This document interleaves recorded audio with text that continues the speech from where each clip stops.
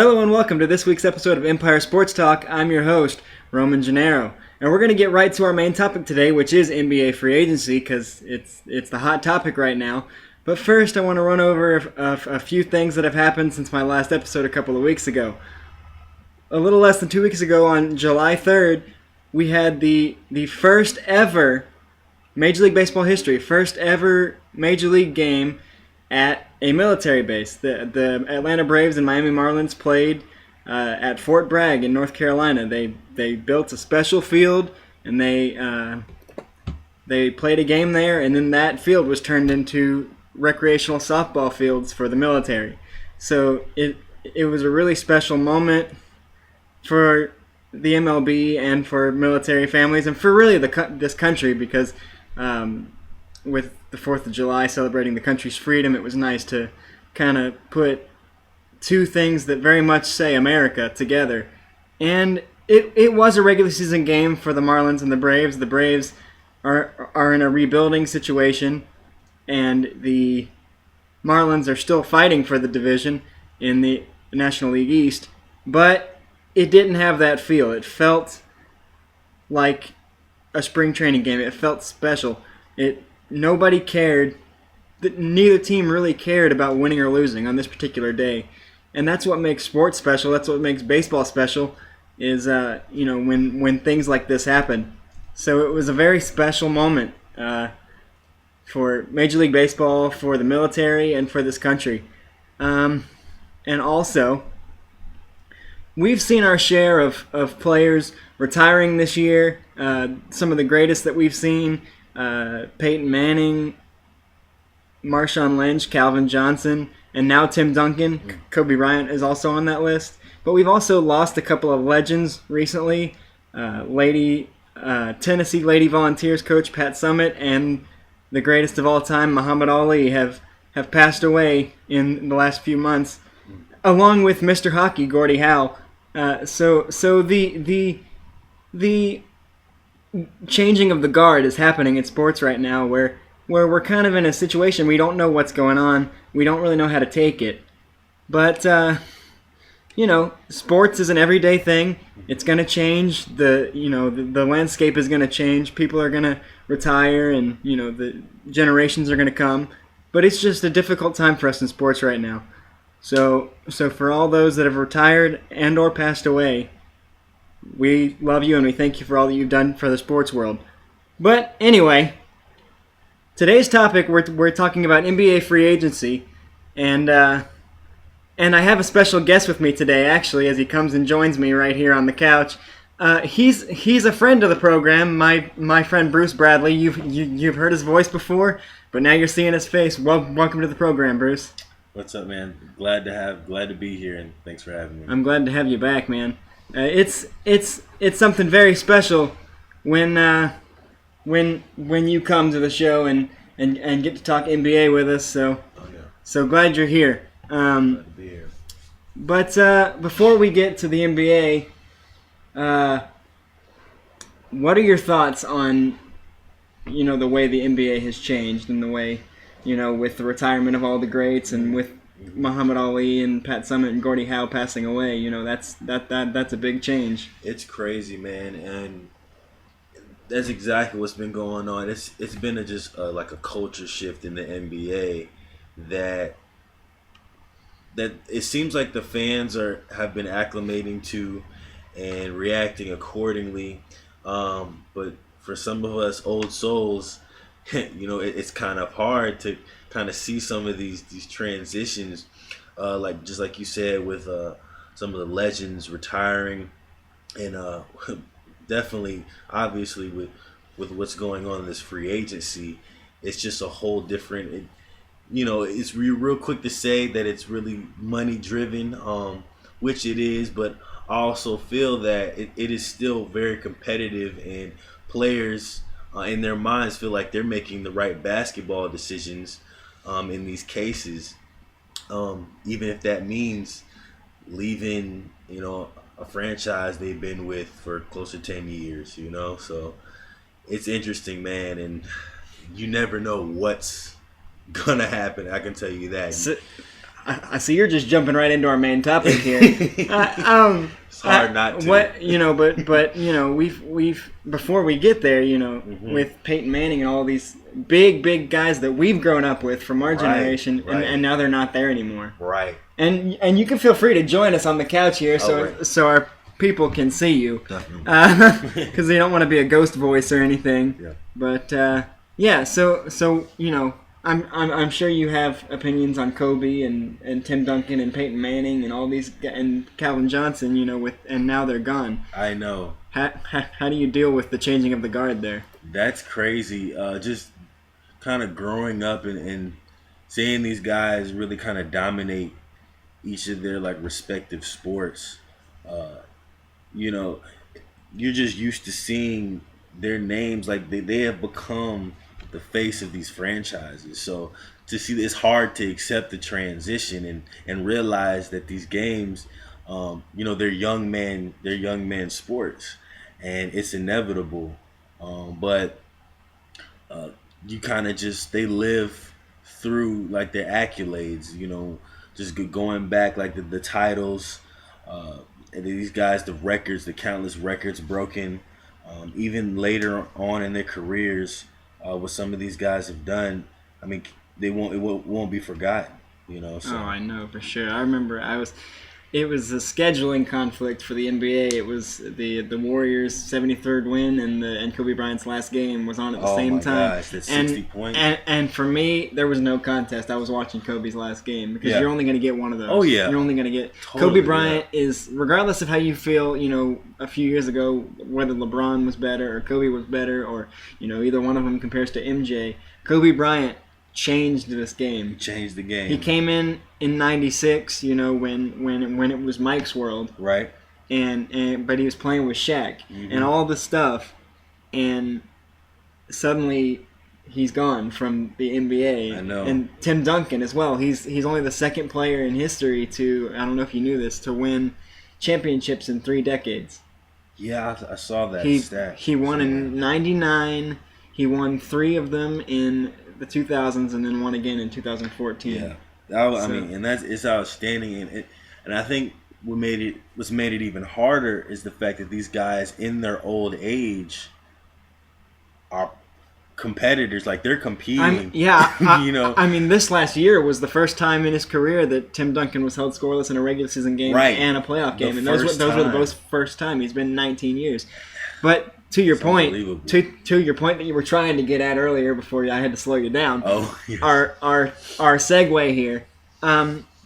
Kobe Bryant and Tim Duncan both played their entire 19 and 20-year career respectively. By the way, they're the 2 longest tenured people with one franchise ever in the NBA. Right. 19 and 20 for Right. Tim and Kobe. They're probably going to be the last guys we see in any sport that's been their entire career with one team. Definitely. So, you were saying about money speaks volumes. But championships also have something to say, something to do with that. And I think that's why we saw the biggest move of the summer with Kevin Durant going to the Warriors for 2 years, but he's eligible to opt out and become a free agent. I think he will. Because I've noticed... Maybe it's just me. The NBA is developing, or at least the players in the NBA are developing a hometown hero complex. Oh, big time. Where Oh God. Where they suffer and they suffer and they suffer, and then they go win their championships, and then they come back and they're expected to be the hero. Annoying. I mean, just this year, I mean, because it's such a cop out. I don't know if that's the word, but just looking at it, we've seen LeBron go back and forth, but and he won his championship. That was a big moment for him and for Cleveland. Because the way I see it, I used to hate on LeBron all the time for going to Miami, and I know you're a Miami fan, but just from the standpoint the way he left them, and I was like, it's a villainous move. But for LeBron James, I mean, think about this. Out of high school, 18 years old, he had the loftiest expectations. He was being called, not himself, but the media was calling him the next Michael Jordan. Yeah. The media gave him the name Before King James. Even played a game. The media gave him the name King James. Yeah. He did not come up with that. And then he gets drafted by his hometown team. Right. I mean, the amount of pressure, and then his second year, I think he was in the finals, or his fourth year or whatever. He was in the finals, and he had nobody helping him at all. Right. And so he was doing that by himself. So he had to go and win that championship in Miami, those championships in Miami, to basically survive in the league. I believe so. Because I believe he would have got burnt out. Everybody's talking about LeBron's, getting close to the end of his career. He's only 31, but if you think about, how much those 6-7 years in Cleveland aged him, taxing, and then that last championship run in Miami where everybody was hurt, so it was just him. And so now he's back, and now we've seen Dwight Howard's going to Atlanta. He's from Atlanta. Carmelo Anthony went to the Knicks. He's from the Baltimore area. And then Wade, of course. Wade going to Chicago in a giant move. It was seen as a messy divorce. A messy divorce. It was so shocking. But we're doing well with the segues now. Yeah. I talked to you a couple weeks ago, and I said that the Kevin Durant move was bad for the NBA. And Commissioner Adam Silver finally came out the other day and said the same thing. Said what I've been saying, because there's a collective bargaining agreement. Well, not collective, but also a competitive balance agreement in the NBA to where we got to make sure that there's superstars spread everywhere, which is exactly why in 2008 or whatever, when the Hornets traded Chris Paul to the Lakers, then Commissioner David Stern was like, no, we can't let you do that, because at that time Kobe was still in his prime. They had Pau Gasol, they had Andrew Bynum, they had won some championships, and they won one after that.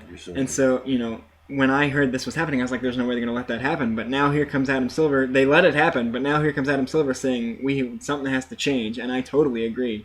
But ironically, in the fallout from the Kevin Durant signing, I believe that the league is now more competitive than it was last year, because you look at this. I mean, you have the teams that are still going to be good. You have the teams that you're going to make it. You have Cleveland's going to be there. Golden State was going to to be without Kevin Durant.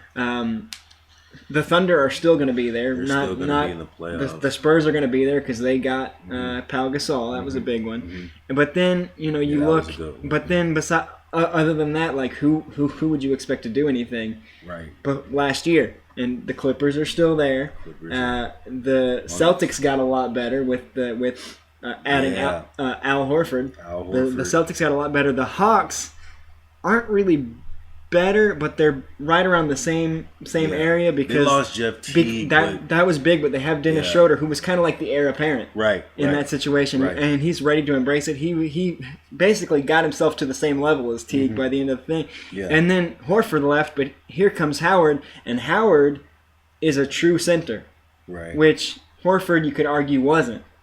So they're roughly in the same in the same spot, and then Toronto gets better with the signing of Jared Solinger, and the Pacers are looking like the team to beat this year. Period. Which is crazy. Al Jefferson, they're dangerous. Paul George, Jeff Teague now. And then Miles Turner, who's getting better every year. And they are scary. They are scary. To me, and then the came out of nowhere. The Knicks have a big 4 all of a sudden. The Bulls have a big 2.5, and I say 2.5 because technically both Butler and Wade are the 2 and don't have much experience playing the 3. So until one of them moves over, it's 2.5. Exactly. Rondo's there. You got Joakim Noah. Well, Joakim Noah is a Knick now, so big 4. And that's crazy. You got Noah, Porzingis, Rose, and Carmelo, which is nuts. And I think it's funny because I heard a rumor that the Knicks had some convoluted plan to sign Rose as a way to lure Dwayne Wade, Chris Paul, and LeBron James there next year.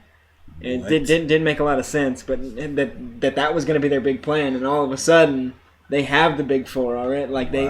And so with all these moves, and suddenly the Lakers are looking less laughable than they did a week or like I 3 weeks know. ago. Luol Deng, Timofey Deng, Mozgov is their like size. crazy. They got Brandon Ingram, the second overall pick. Yeah. D'Angelo Russell's still there. He's and promising. they've suddenly signed all these guys, and so they may not be in the playoffs, but suddenly it's like, I mean, a couple of weeks ago we were talking about how the Lakers went from the top of the barrel and being a dynasty to they're laughable, They got and now some here of they are. the veterans that they desperately needed. Oh yeah, Yeah, because that was a young team, and those young guys are only going to get better. Yeah, I mean, D'Angelo Russell, Julius Randle, they're only going to get better. Jordan Clarkson, which was a surprise from last year, and then the Heat are still going to be there, even though they lost Wade. They still have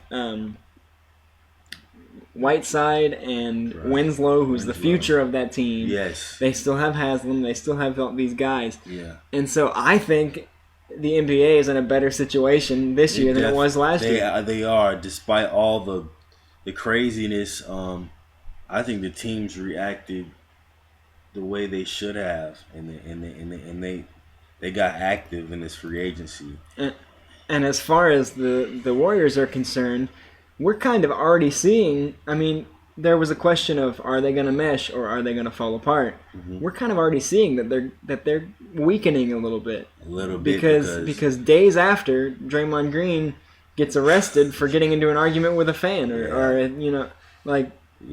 you're supposed to have this super team and here you are, getting hauled to the police station. I know. I mean, it might not affect their on-court play, but it's not a good look. I mean, it's not good. It's not a good look. And my biggest thing was, on the court, I mean, they've been fine. Curry, Thompson, Green being a big three, they're fine. But do you think now that Draymond Green, and he's kind of already showing that he's not, but do you think he's going to be okay with being the number 4? He would be the number 1 player on any other team. And suddenly he's 4. This is true. I mean, I just don't. I don't understand. Yeah. I don't see it working. Like everybody's like, oh, they're not going to lose. They're going to be 82-0. Okay. I definitely think they're going to start. It's going to be. I'd see them being rough starting out because that's a lot to kind of try to balance. I do feel like they are the kind of players that know how to adapt, and each of the players are they can comply with having to take a certain role, so to speak, because, I mean, honestly, like, they all emerged as a big team full of role players, essentially. So, I mean, it'll be very interesting just to see how it pans out. Oh, and speaking of role players, they lost some of those guys because which is going to hurt them. The Mavericks went out and Harrison got Barnes and Bogut. They got them both. And that's going to be so now they have less depth. They have less depth because no one's going to look at Draymond Green and say, "Oh, he's depth." Yeah, this is not true. I mean, you do have KD with some more size, but he's still a finesse player. Now that Jeff Teague has gone to Indiana and Dennis Schroeder is going to be the starter, he was argued as being the best backup point guard in the NBA. Now there's no question. It's Sean Livingston. No question. There's zero question. It's Sean Livingston. Yeah, so it'd still be fun. It was hard for me to watch the Warriors last year because they just seemed so cocky and they seemed, every shot Curry took, he walked away before it went in. Right. And the shots he took, even when he missed them, were just so ridiculous. I mean, I get that you can hit it from the Oracle sign on the side of the thing, but don't do it because you can. Like that's just a. I mean, there's flashiness, but just play the game, bro. I agree, man. I agree, and he gets that green light because all of these are undisciplined shots, but the fact that he's making them, they deal with it. I mean, he makes them, and that's crazy. But to take it is to take it. But still, I mean, if he missed it, he'd be benched. Right. I mean, if he didn't make, and that's just a high percentage. Ridiculous. I mean, it equates to me. The Dodgers have this outfielder, Yasiel Puig, and I've never been a fan of his because he'll just field the ball in right field and just throw it as hard as he can, and sometimes it sails 10 rows into the stands behind third base when he needed to throw to second. And somehow it ends up in the stands behind third. You just got to rein that in. Just because you can do it doesn't mean you should. And and he needs to and I hope in a way, I was happy because I'm a Golden State. I like Golden State. I like the energy they bring on the court, and however, I think this loss was kind of healthy for them. I think they needed to. They needed this because the same LeBron had to feel that for 3 championships. Oh my gosh! And that molded him into the beast. That's part of what molded him into the beast. He proved in those finals, as good as Kyrie was, and you could argue that he should have been MVP. Oh, you could. But you could see it in LeBron's face. You could see it in his face. He was not going to be stopped. He was not going to be stopped. They weren't going to get in his head as much as they tried. Like, that dude, he made a believer out of a lot of people. There was a reason that his Game 7 block was nominated at the ESPYs. It didn't win for best play. Right. Because that got them the championship. Like, he makes that play in his signature fashion. Right. Nobody makes that play like he does. Right. And they win that championship. And that was just the ultimate show of why you play the game, the ultimate show. Because, he had made a villain of himself when he went to Miami. And he comes back and people weren't ready to forgive him. Yeah. But he said when he came into the league and was drafted by Cleveland, that was his goal. Bring a championship to Cleveland. He never said he was going to stay there the whole time. Right. But he was going to bring a championship to Cleveland. That was his only goal. Yep. And when he won it and when that buzzer went off, he dropped to the floor. Cameras surrounding him. He is bawling like a baby on the floor. You saw the passion just pour out. And you just know that is why he plays. Right. And I think what's even scarier is that now that it's done, he's not finished playing, but he's free now. Right. Like he is reckless, abandoned. He's going to be scary. He's going to be bad. Like I'm MVP, saying it right now. An MVP next season. Oh man. You never know, man. He's going out too because he's in his prime.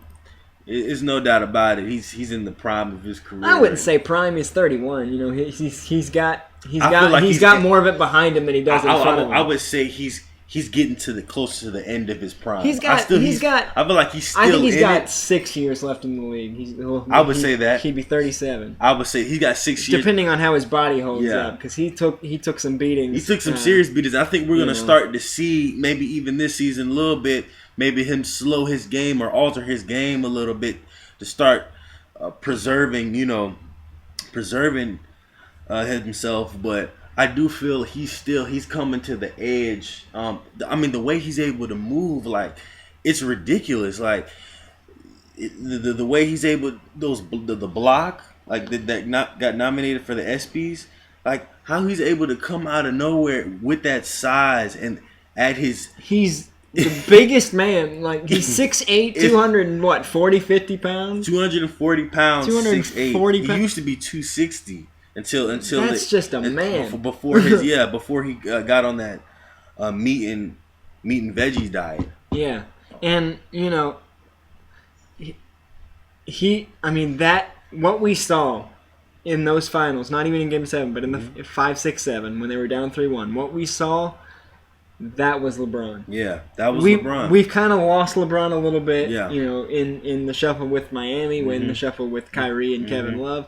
That was him. Yeah, that was the same Kevin Love in 2007 against the against the Pistons. I will never forget. I believe it was Game 7 against the Pistons in the Eastern Conference semifinals or finals. Interestingly, I forget that. But he scored 29 straight points for Cleveland in the fourth quarter and overtime. That was the grittiest and most ridiculous thing I've ever seen in sports, in basketball.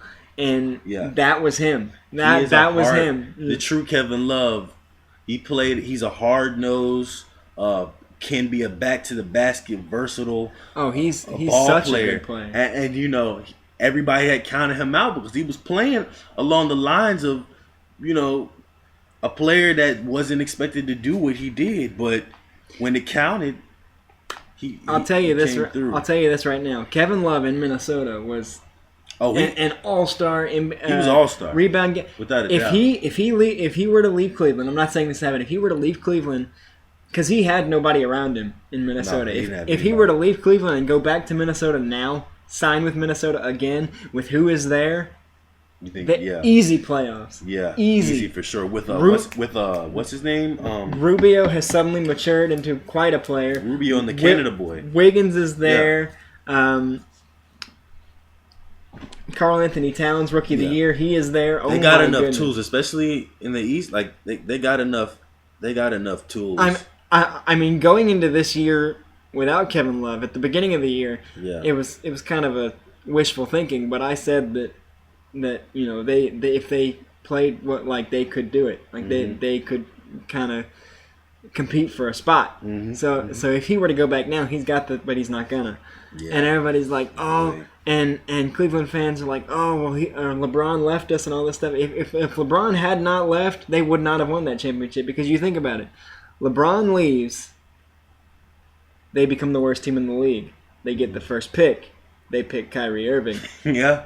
Everything happened. For 2 more years, they're one of the worst teams in the league. They get the first 2 picks again, which turn into Andrew Wiggins and Anthony Bennett, who they then trade to Minnesota for Kevin Love. Yep. So that championship would not have happened without LeBron leaving. And I haven't heard it. And you really have to take a step back from that perspective. You really have to take a step back and be like, LeBron James kind of built this team too. That's crazy. I hate to admit that, but that is very true. That's why I said you have to take a step back and really think about it. Like, that's what happened. That is crazy. So but I just think we're really it's going to be hard to watch the Warriors this year, because I thought they were insufferable last year. I really did. And so for now, them to have the biggest superstar besides LeBron, everybody's going to hate those guys. Like, how do you do that? I think there's going to be a logjam and all. And everybody's talking about like how that Draymond Green is a triple-double machine, which he is. It's crazy. Mm-hmm. But LeBron gets assists and rebounds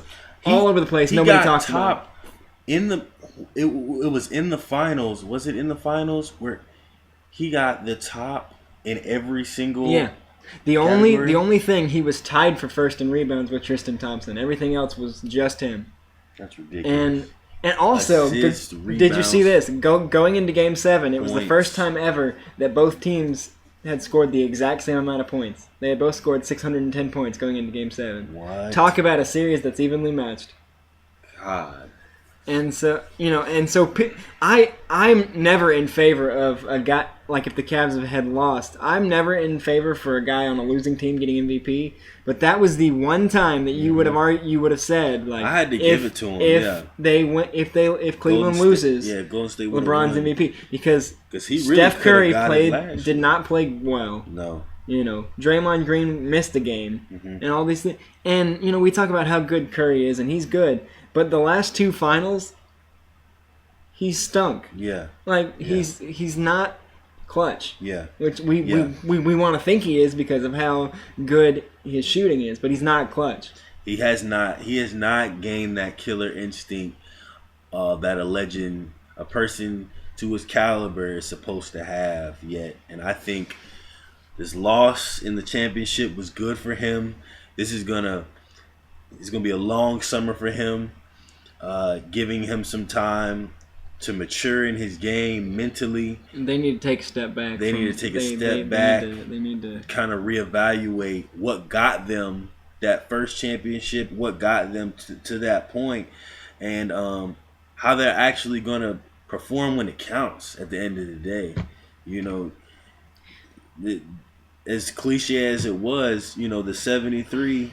What was the statement? I don't know. Don't mean a thing without the ring. Yeah. And that's what I was saying. Like, I needed Golden State to win because personally, for me, I don't even think there's a comparison to say Golden State is a better team than the 95-96 Even Bulls. if they did beat, honestly, as much as I love if to there see was them play, if there was any way to put those 2 teams against each other, Golden State would get their butts kicked. They would get whooped because they're too much of a finesse team.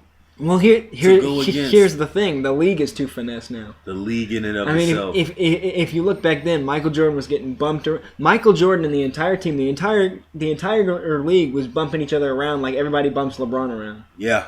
And nobody ever called like LeBron. Everybody's like, oh, LeBron never gets calls. LeBron always gets calls. Whatever. The calls he doesn't get, that he should. That was the entire league back then. Right. And so Exactly. if you put these Warriors back there, Oh there is boy, no chance. there's no chance. There is zero Because all chance. they would have to rely on is their outside shooting, and we saw what happened with that. And look at how Uh, ridiculously thin, as I, far as competitiveness that this league right, that the league was last year. I mean, you right. had the Spurs, you had the Thunder, you had the Clippers, you had the Cavs, you had the sort of the Hawks at times, Hmm. but other than that, you had nothing. You Right, know, right. It wasn't the same Spurs team. and the Celtics proved dangerous last year, and now they have Al Horford, Oh so you boy, watch yeah. out. You watch out for them. And Yeah. to see, I of course they won 73 games because they played probably like 20 games that were even anything that even meant anything, and and a, a handful of those losses, 3-4 of those losses, five maybe even five, I don't remember exactly, but were to teams that weren't even in the playoff. They lost to the Jazz, they lost to the Lakers, they lost to who was it? They lost to Minnesota, Yeah. and that was just like and And that was, I think, in a sense, they almost they beat themselves they really did. more than they you would even realize, because of they're extremely talented, and if they were able to keep that discipline consistent, we haven't even seen how good this team really could be. It's just this lack of maturity, That's scary. this lazy offense at times, and these lackluster passes, and just the little careless, the loose ends that aren't, being addressed, that is what's killing them. And we'll have to see what happens because the Warriors were able to rest Steph Curry for a good fourth of the season worth of fourth quarters. I think he didn't play 19, 20 fourth quarters, and Yeah. he still averaged 30 points. But that was because they had so much depth, and they had Exactly. basically a second team that could make the playoffs. They don't have that now. Nope. Harrison Barnes is gone. Bogut is gone. Bogut is These gone. these Barnes is gone, these yeah. guys, pretty much it's just Their depth. well, suddenly Unless they Iguodala get is going to have to be a starter probably. Yeah. And so now, and he was part of that second unit, and so now that second unit is much thinner than it was. I mean, they have Ray Allen and David West now, but still, I mean, you're missing the size. You lost Bogut. You're missing that, and nobody. I mean, we don't know if Varejao is going to come back or whatever. But and that was an interesting. I think they that was an interesting thought. That Varejao spent more than half the year with the Cavs and then went to the Right. Warriors. So does he get a ring or not? There's your question. Wow. I mean, there was a chance either way that he wouldn't get a ring at all, because either the Cavs would win and decide not to give him one, or the Warriors would win and he hadn't played enough games with them. So That was an actual dilemma. So I don't know what's going to happen. Yes, it was.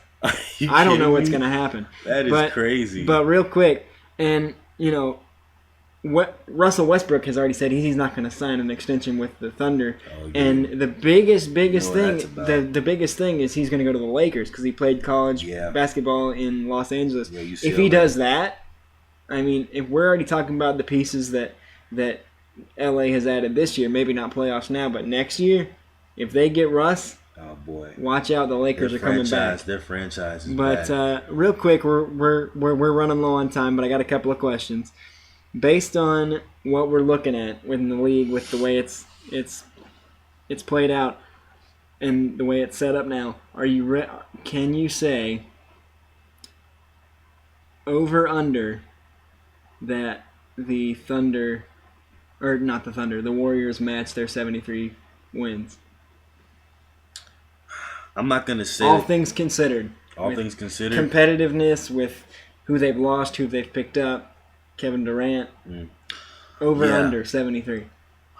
I'm not gonna say they don't have the potential, because theoretically, they should be able to do that multiple seasons if people stay healthy. However, is it likely? Like, I don't see it happening. One, I think their approach is going to change a little bit maybe during the season, as it should. Uh, Definitely more postseason focused, especially as they cross over that next half of the season. Teams start heating up, especially in the West. Uh, I definitely see that happening. Okay, so Yeah. that being said, give me a number. I'm going to go with, I think they'll still stay in the 60s. Okay, I'll give you a number. 65. 65. 65. 65 and 17. I go with that. Because I'll go with that. Because Steph's probably gonna have to play more fourth quarters. They had a good season their first when they won the championship, but they weren't that good. He's gonna have to play more fourth quarters. Yeah. They're gonna have to rotate because Kevin Durant will probably get tired a little bit because they don't have that depth. So who knows what's gonna happen? All this thing. Okay. All they got is Azili and they got David West. Who else do they have? Ray Allen. In the post. Oh, no one. Well, if Verjao comes back. If Verjao comes back.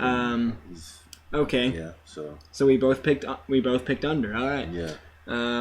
Who has the better season, Ben Simmons or Brandon Ingram? I'll go with Ben Simmons, especially for this year. He is more mature of a player to me. He understands the game.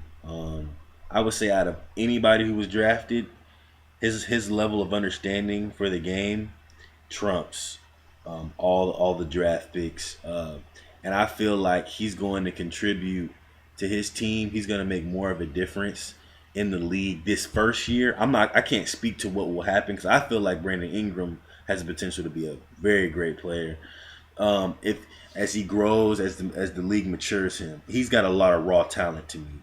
But as far as like immediate impact, Ben Simmons. I'll tell you, I think Ben Simmons has the better season statistically, but I think that because the Lakers are going to have the better year and Brandon Ingram is going to do well, that it's going to be a lot closer than.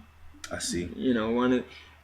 Who did Buddy Hield go to? Was that the Pelicans? Yeah, that's going to be interesting. That's going to be bad. Buddy Hield, and Anthony Davis. Anthony Davis. Man, people have been watching Anthony Davis. They've been wanting a couple of years. They were talking MVP last year, or this last year. Yeah, they were. Speaking of, who's your MVP? Oh gosh, I don't even know, man. Steph's definitely not gonna get it. No, there's with Kevin there. Kevin wants to shoot. He needs to shoot. With two guys needing to shoot that much, and you're not even factoring. Do I have to pick one person? I'll give you two. Just tell me either or. LeBron James or KD. See, I don't agree with KD. I do agree with LeBron. I think definitely LeBron. I mean, you can't not. He has to be at this point. He's in the conversation. Here's the bold pick. The bold pick. Yeah. That turns his career around and has at least consideration for back to who he used to be. Ooh. Dwight Howard. Oh, that's really bold. Dwight Howard. That is bold. Because listen. Dwight Howard, much like my friend Austin Rivers when he played in high school. You're an Atlanta boy. High school. That's why. Austin Rivers, when he was in high school, thrived, played his best games when the cameras were on him because he knew, like, this is my team, and like he knew people were watching. He did that. That's Dwight Howard when he's the man. Mm-hmm. Now that Horford is gone, now that Teague is gone, Dwight Howard is home, and he's the man. And that was his problem with the Lakers and the Rockets. He wasn't the man. Kobe Bryant, James Harden. He's the man again. I agree with that. He's home.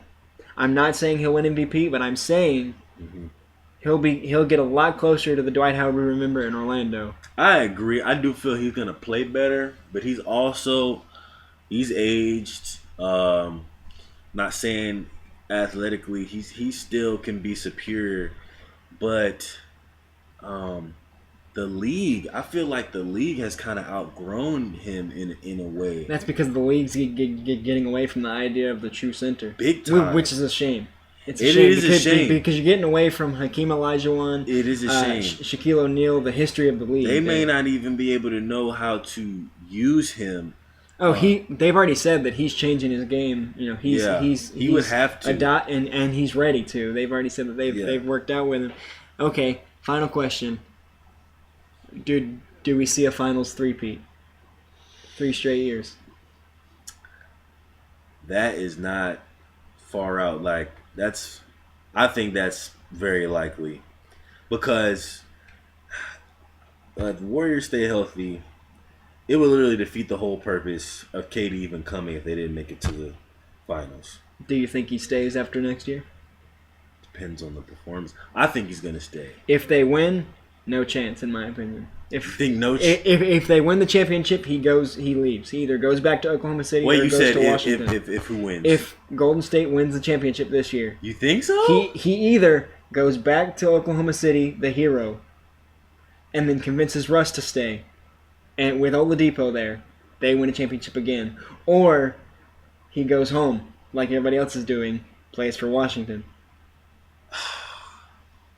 See, here's the thing. I can't even say that's. He's not going to L.A. with Russ because he wouldn't even. No way. He wouldn't even meet with the Lakers. I can't even say that's far out because of the trends of the players. But that's just my opinion.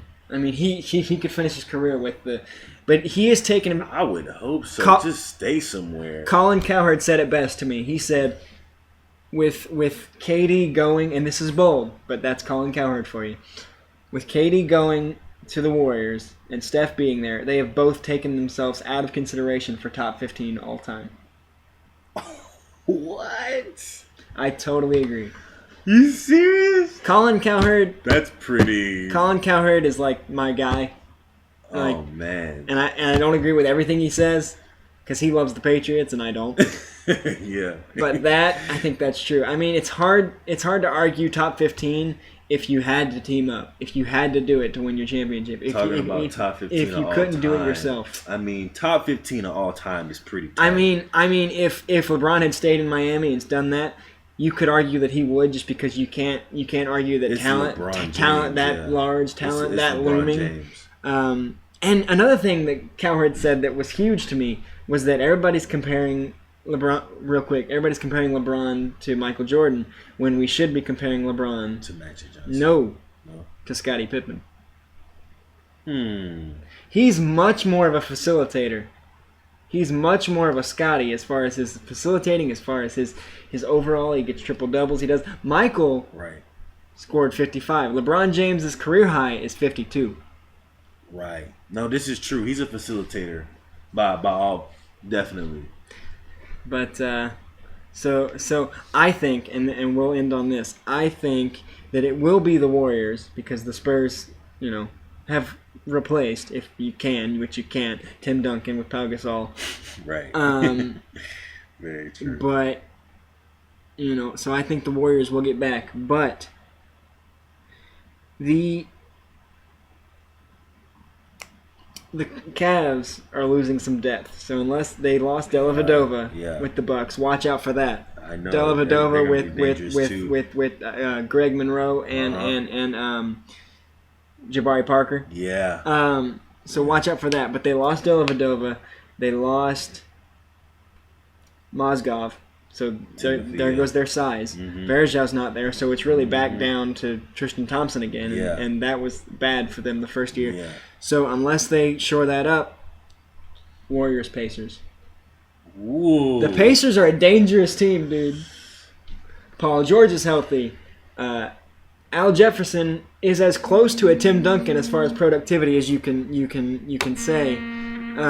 Sorry, as you can say, and then you have Jeff Teague, who is one of the more underrated players in this league. One of the most underrated players. I remember. I can't believe they. I remember when I was watching the draft, the night he got drafted. It was the same night that Vince Carter was traded to the Magic. I remember this. I was in Jacksonville, and the Hawks drafted Teague, and I was just like, "Oh my gosh!" Because I knew him at Wake, or like I knew of him at Wake Forest. Him in college. He was a bad boy. So I'm gonna say either Warriors Cavs or Warriors Pacers. I like it. I like it. Oh, I want to see. I would love to see that. If Kevin Durant had stayed in Oklahoma City, no question, it's Oklahoma City. Zero question. Oh, definitely. Oladipo, Russ, yeah. and with Kevin. With the moves they made, If you had stayed, definitely. There's no way they were supposed to be in. They were supposed to be there this year. Speaking of teams getting better, and they're still a few years away, the Magic. I mean, they only have Serge for a year. Right. But I mean, they did give away their best player I know. in Oladipo. But they got a solid shot blocker in return for him. They'll probably keep. They got Bismack Biyombo, which is a huge signing. I mean, people forget how good he is. So they're on the rise. And then they hired Frank Vogel as their coach. Yeah. That's huge. The East is making moves. Like, the East is very quickly going to be the better conference top to bottom. Oh yeah, because everybody's moving over. Everybody's moving over. The West is phasing out. You got the Spurs dynasty kind of settling. Dallas, that's gonna, I don't know. Sorry, I just thought of this. Of course, so for me, MVP, either LeBron, Dwight will make a contention. Kawhi Leonard. Kawhi Leonard. That was you cannot count out. He's the best defensive player in this league. Yeah, you can't count him out. He's so efficient. He's such a smart in a league that has gone so strongly to the three-pointer. Right. He's the best defensive player. I mean, all you need to see is that video over and over of him frustrating Lance Stevenson to where he just throws a tantrum right there. But yeah, so I'm gonna say to end it right here, I'm gonna say Warriors and Cavs or Pacers, depending on if the Cavs don't make a move for a big man. I'm going Pacers. It depends on that. Okay. Because they're a little thinner now. That's pretty solid. But I gotta give you that. But we'll end right there. We've gone a little over our time this time. But thank you for coming, and we'll have to have you on again when the season gets closer and things start going. And I didn't ask you this before, but you gotta like Major League Baseball having a presence at Fort Bragg. Big time, man. You gotta pay your respects to that. I mean, at the end of the day, man, it was. We need to have more of that. We need to have more of that and less games in Cuba. I mean, they've been trying to get games in Cuba and Mexico. I mean, we get all our players from there anyway. Have more games at Fort Bragg. Have more games in DC. It's American pastime, man. It's heritage. And there were a lot of Cuban players and a lot of Cuban American commentators, Dan Lebitard, who did not like that. Who did not like that we played in Cuba. His family's Cuban. His parents, I believe, had to sneak out because of what you have to do in Cuba. So he was not a fan at all of trying to repair relations with Cuba, playing in Cuba. It's an American game, man. What you got to do? Thing. But anyway, you have to like that they did that. I had some friends that after high school, college, went to the military. They were at that game. Really? And it was just cool to see their pictures of the game and to see it on TV. That's so awesome. I mean, it was cool. I'm a Braves fan. First and foremost, above anything else. Yeah. I'm a Braves fan. But I'm a baseball fan. Yeah. And so to see, even though the Braves lost, that wasn't what it was about. It was about America. It was about the 4th of July. It was about the troops. And I thought it was amazing to see that. And we need more of that. We need the NFL and the NBA to do the same thing. Like college basketball does those outdoor games and the stuff. Outdoor games we need overseas. we need the NBA to do an outdoor game, at Fort Bragg or Fort Benning or whatever they can do. Pay your respects. Do whatever. Man. But okay, we'll end it here. Thank you for coming. And is there any last prediction or last thing you want to say about? All I gotta say is, strap your seatbelts. It's gonna be a crazy ride. I'm just glad it's more competitive again. Me too. Which I did not expect. I'm not complaining. I was talking to you the day that Kevin Durant announced, and I said the NBA is over.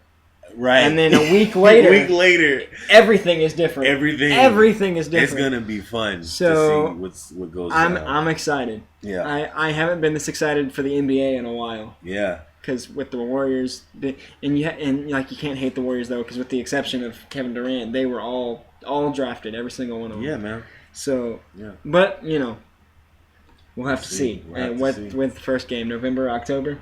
Yeah. See you then. See you then, buddy. All right, this is Roman Gennaro of Empire Sports Talk, and my co-host for the day, Bruce Bradley, signing off. See you next week.